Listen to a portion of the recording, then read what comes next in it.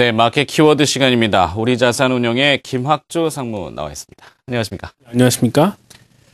스페인이 2013년도 긴축 예산안을 내놨습니다. 중국도 곧 부양책을 출시할 거라는 루머도 돌았고요. 이제는 다시 안도 랠리를 좀 기대해봐도 되지 않겠습니까? 예, 근데 뭐 사실 주가의 상승 탄력은 상당히 떨어질 것 같아요. 이미 그 주가가 싸지도 않고요.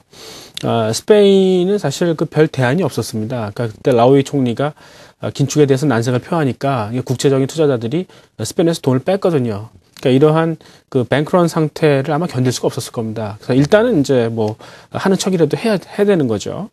근데 나중에는 이제 스페인이 딴소리 할 가능성이 있죠. 너무 하다 보니까 너무 고통스럽더라. 나 못하겠다. 이렇게 했을 때 과연 독일이 스페인에서 돈을 다시 뺄 수 있는지, 그건 아닐 것이다. 라고 생각하는 거죠. 어쨌든, 이 FRB나 뭐 ECB나 결국 계속, 돈을 풀어서 구실국채를 사는 거는 계속 될 거라고 보는 거죠.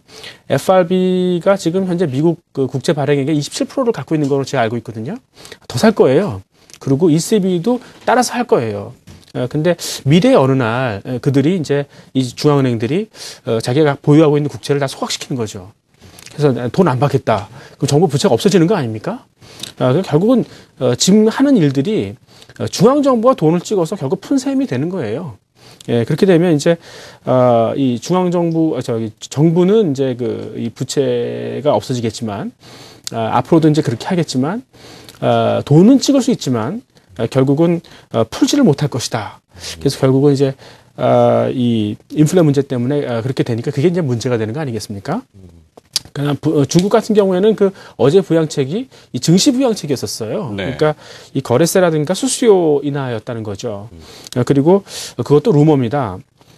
중국의 경기 부양은 사실 지방정부하고 이 발전개혁위원회에서 하는 거거든요. 그러니까 NDRC라 그러죠. 근데 이 지방정부는 사실 그 말을 잘 들어보면 17조 위안을 투자하겠다고 그랬는데 그거 거짓말이에요. 그러니까 이런 투자안이 있는데 금융기관들 너희가 좋은 마음에 해봐라 하는 그 투자 권유에 불과하거든요. 그러니까 이거는 믿으면 안 되는 거고요. 이 발전개혁위원회는 맞아요. 이건 5조 위안 투자하겠다고 그랬는데 할 거예요. 근데 그중에 40%는 지방정부가 펀딩을 해서 하는 거거든요. 근데 지방정부 돈 없습니다. 그래서 이 중앙정부의 그 예산에 의해서 제한적으로만 아마 투자가 될 거기 때문에 여러분들이 기대하는 그런 대대적인 투자는 없을 것이다. 이렇게 보는 거죠. 너무 기대를 같이 말아 주십사 하는 그런 부탁입니다. 네. 자, 다시 한번 점검을 해봐야 되는 이야기죠. 시장에 워낙 루머들이 많기 때문에 중국 관련된 이야기는 누차 우리가 경험을 했지만 다소 그 과장되고 부풀려지는 경향이 좀 많습니다. 그래서 재차 확인을 좀 해보고 꼼꼼하게 하십사라는 당부의 말씀을 또 주셨습니다. 뭐 확인 좀 할 수도 있겠는데 일단 실체가 좀 확인이 돼야 된다는 부분이 되겠죠. 자, 이제 좀 화제를 바꿔서요. 최근에 이 가수 싸이의 성공 대단합니다. 이 엔터테인먼트 관련주가 우리 산업에서 차지하는 비중이 사실 그 무형의 자산이기 때문에 계량하기가 좀 어렵지 않습니까? 그럼에도 불구하고 기대감은 상당히 큰 편인데요. 이런 것이 자연스러운 현상인지 아니면 버블을 형성하고 있는 것인지 어떻게 보십니까? 저는 굉장히 이게 우연히 나타났다기보다는 굉장히 필연적이라고 어떤 우리의 어떤 그런 산업 구조가 바뀌어가는 그런 시발점이 아닌가 이렇게 생각을 하고 있습니다. 그러니까 싸이가 과연 한류였는가? 그러니까 대장금처럼 이게 한국적이냐? 그건 아니지 않습니까? 그러니까 이제 세계인들이 원하는 것들을 그 가려운 데를 잘 긁어준 데 의미가 있다 이렇게 볼 수 있겠습니다. 과연 이런 것들이 지속될 수 있는가 하는 거죠. 저는 그렇다고 생각합니다. 그러니까 굉장히 자원이 풍부해요. 그러니까 이제 그 누차 강조했지만 우리나라에는 고학력 이 실업자, 청년 실업자들이 많은데 그분들의 어떤 그런 이 저변이 굉장히 넓다 이렇게 좀 볼 수 있겠고요. 아직도 이제 이 한국의 글로벌 그 음원 점유율이 좀 낮지 않습니까? 그러니까 한국에도 굉장히 끼 있는 젊은이들이 많은데 사실 그 동안은 그럴 만한 형편이 잘 안 됐던 거죠. 근데 이 싸이라는 사람도 굉장히 제가 알고 있기로는 돈 많은 집 아들이었고 그다음 놀기 좋아하는 사람이었고 근데 이런 분들이 자꾸 나타난다는 거죠. 그러니까 우리나라도 그럴 만한 형편이 되었다. 뭐 이렇게 볼 수 있겠습니다. 이로 인해서 이제 이 한국의 산업 구조가 바뀌어가는데 그동안은 이제 소재나 산업재 중심 아니었겠습니까? 근데 양적 완화를 한다는 것 그거는 결국 미국이 아시아한테 신흥국들한테 소비를 해달라는 거예요. 그러니까 이제는 생산국하고 소비국이 일치하는 거죠. 과거에 이제 미국이나 선진국들이 소비를 했을 때는 한국 너희가 그렇게 싸게 잘 만드는구나, 좀 납품을 해봐라 이렇게 얘기했지만 이제 중국은 그런 얘기 안 할 겁니다. 자기네가 직접 한다는 거죠. 그래서 점차 이 산업재나 소재는 약화될 수밖에 없다. 그리고 이제 이 중소형 이런 소비재들 그리고 이제 이 서비스업 관련된 종목들이 올라올 것이다. 그래서 이제 산업재나 소재와 같은 그런 대형주들이 나중에는 스몰캡이 될 거고 지금의 이제 중소형 서비스주들이 대형주가 되는 이 뒤바뀜 현상을 여러분들이 놓치면 안 된다라고 강조하고 싶습니다. 그렇군요.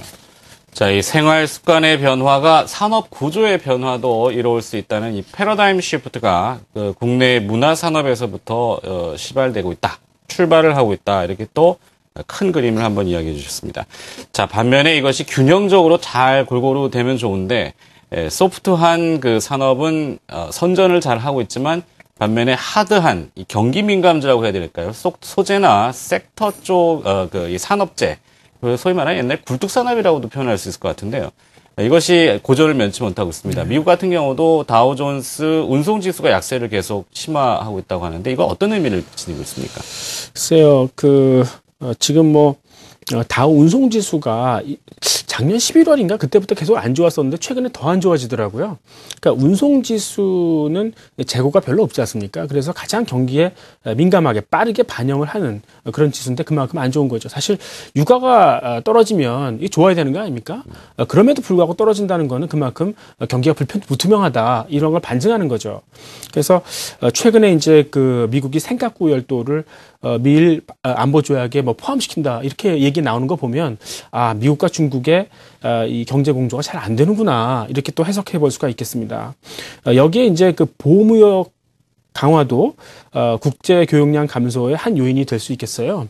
이렇게 본다 그러면 아무래도 이 역내 교역이 더 활발해지지 않겠습니까? 그래서 이 항공운송이나 해운 같은 그런 국제 교육을 담당하는 것보다는 이 역내 교육을 담당하는 이 육상 운송이 더 이제 빛을 보지 않을까 이렇게 또 생각이 됩니다. 사실 2003년에 2004년에는 국제 교육량이 급증을 했었어요. 그때는 배가 모자랐거든요. 그래서 이 조선주가 날아갔었죠. 근데 지금은 그 반대 현상이에요. 그러니까 상선 수요, 그러니까 컨테이너선 같은 수요가 없어요. 그렇다면 그런 것들을 이 해상 구조물로 이제 메꾸고 있거든요. 근데 기존의 상선 도크에다가 그런 해상 구조물을 지으면은 이 생산성이 안 나오거든요. 그러니까 그런 것도 감안해 봐야 되고 특히 이제 천연가스가 석유를 자꾸 대체해 가지 않습니까? 앞으로 길게 보면 석유 가격이 많이 떨어질 것 같은데 그렇다면 이제 심해 유전을 개발할 필요 없죠. 그럼 해상 구조물 수요도 떨어질 것이고 이 해상 구조물의 이 수익성, 부가가치가 굉장히 크거든요. 그게 만약에 위축된다는 거는 이 조선업계에는 상당한 위협이 될 수 있다 이렇게 볼 수 있겠습니다. 네. 자, 이 경기 둔화 우려감에 수요가 감소하니까 이것을 빨리 실어다 날라야 되는 운송 쪽이 둔화되고 있다. 운송지수라는 의미로 경기를 다시 한번 판단해 봤고요. 자, 기존의 굴뚝주 가운데 자동차, 완성차는 비교적 선전은 잘 하고 있다고 합니다. 그런데 일본 업체와의 경쟁도 심화되고 있다고 그러는데요. 이 일본 업체들 공격적입니다. 예, 요즘에 세게 나오죠. 그러니까 혼다 같은 경우도 기술의 혼다였었어요. 근데 연산 350만 대에서 600만 대까지 늘리겠다고 그러고요.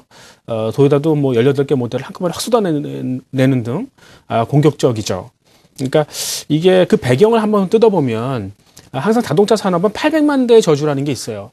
그러니까 연산 800만 대 가면은 이상하게 품질 문제가 발생을 하는 거예요. 그러니까 조직이 너무 비대해지다 보니까 품질에 누수가 생기는 거죠. 그러니까 GM이 그랬고 포드가 그랬고 도요타도 그랬어요. 그러니까 현대가 그걸 안 거죠. 그래서 우리는 그런 실수하지 말자. 일단 내실을 다지자. 이렇게 이제 간 거니까 잘했다고 생각을 하거든요. 근데 일본 업체들이 잘 됐다. 내가 그동안 너희한테 많이 당했는데 이번엔 내가 확실히 좀 공격적으로 생산량을 늘려서 너희 점유율을 좀 뺏어오겠다 이런 거거든요. 그래서 이 현대차, 기아차 주가를 보면 계속 상승을 하다가 최근 계속 이제 박스권에 갇혀 있지 않습니까? 이런 도전 때문에 일단 전 내년 초반까지는 계속 박스권에 갇혀 있다고 생각을 하고 있어요. 근데 이 자동차의 어떤 그런 이 성장세가 꺾이지는 않았다고 생각하고 있어요.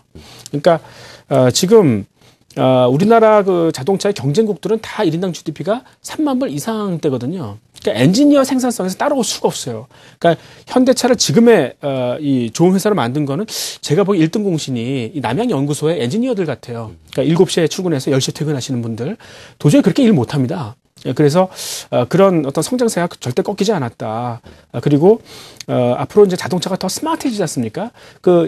그 스마트한 것들에 대한 그 IT 기반이 우리나라가 굉장히 뛰어나기 때문에 앞으로 이제 자동차가 변신하는 데 있어서 또 빨리 쫓아갈 수 있다. 이렇게 본다 그러면 한 번 더 리레이팅이 남아 있다. 이렇게 볼 수 있겠어요. 그래서 관건은 이제 그 내실을 다지는 것 때문에 지금 약간 성장을 막고 있는데 그거를 언제 딱 마무리하고 다시 성장 쪽으로 이제 옮기는지 아마 내년에 현대차 기아차도 생산 시설을 다시 늘려야 될 거예요. 분명히 그렇게 나올 거고 그때 다시 한번 주가는 올라가지 않을까 생각하고 있습니다. 그렇군요.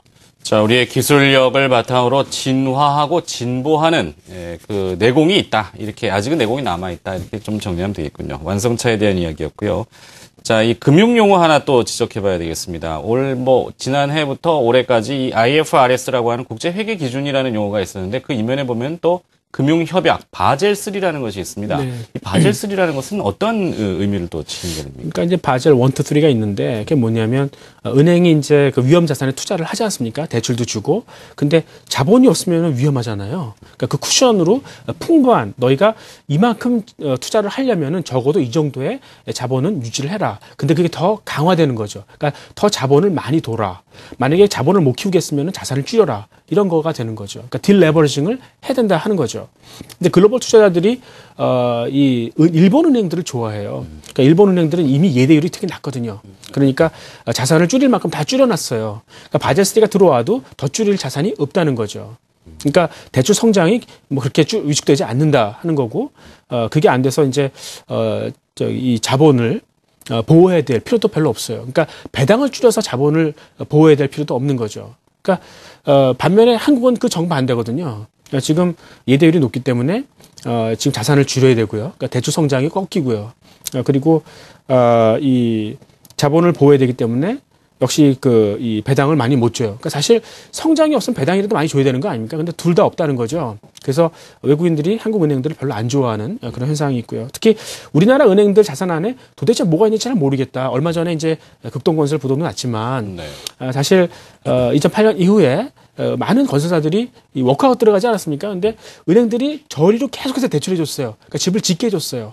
집을 짓는 동안에는 이 부실이 안 생기죠. 근데 다 집을 짓게 되고 이게 안 팔리게 되면 이제 부실화가 되는 거 아니겠습니까? 제가 보기에는 그 분양률도 지금 약간 거짓말도 많이 있어요. 그래서 요런데 그 은행들의 자산의 어떤 그 건전성도 좀 문제가 되기 때문에 하여튼 이 은행들은 앞으로 조금 더 이 주가가 싸지만 반등하는데 상당히 좀 어렵겠다. 특히 내년도에 그 정권이 바뀌어서 이제 그 가계의 어떤 부실을 덜어줄 때 같이 좀 희생을 해야 될 것이다. 이렇게 생각하고 있습니다. 네. 자, 이 핵심 자기 자본을 조금 더 늘려서 안정성을 답보하라고 하는 국제협약 바젤3 은행주한테는 조금 부담이 될 수 있다. 이렇게 이야기를 해주셨습니다. 자, 이 해외 건설이나 조선 같은 그 완성 단계, 엔드 수요는 뭐 조금 수주가 좋지 않은데 중간재를 공급하는 기자재 업체들의 실적은 매우 좋다고요. 이유가 뭡니까? 그러니까 이제 먼저 이런 거를 경기 후행주라 그러거든요. 그러니까 이제 전문 용어로 레거드 시클리컬이라고 그러죠. 그래서 이제 과거에 이제 중동 플랜트라든가 LNG 선박의 수요가 굉장히 많았지 않습니까? 그래서 지금은 수요가 약간 좀 슬로우하죠. 근데 이미 과거에 많이 받았기 때문에 그 매출이 지금 이루어지고 있는 거죠. 그래서 뭐 이제 자동차의 그 AS 부품이라든가 아니면 타이어라든가 뭐 이런 것들이 이제 그 전형적인 레거드 시클리컬이다 이렇게 같이 볼 수 있겠고요. 두 번째 요인은 셰일가스 개발의 수혜주예요. 그러니까 이제 과거에는 이제 화학이나 정유 그다음에 발전 플랜트가 이제 주요 전방 산업이었었거든요. 근데 지금은 이제 쉘 가스가 나오지 않습니까? 그거를 저장하거나 운송해야 할 때 파이프가 필요하잖아요. 그 관이 음새거든요. 그러니까 그런 수요가 이제 새로운 굉장히 커다란 수요가 하나 더 생겼다는 거가 있을 수 있겠고, 세 번째로는 그 경쟁이 덜해요. 지금 이 발주자들이 좀 나 비용을 깎고 싶다. 그래서 뭐 중동이나 인도 거를 쓴다. 그러면은 그 플랜트가 폭발할지도 몰라요. 새니까요.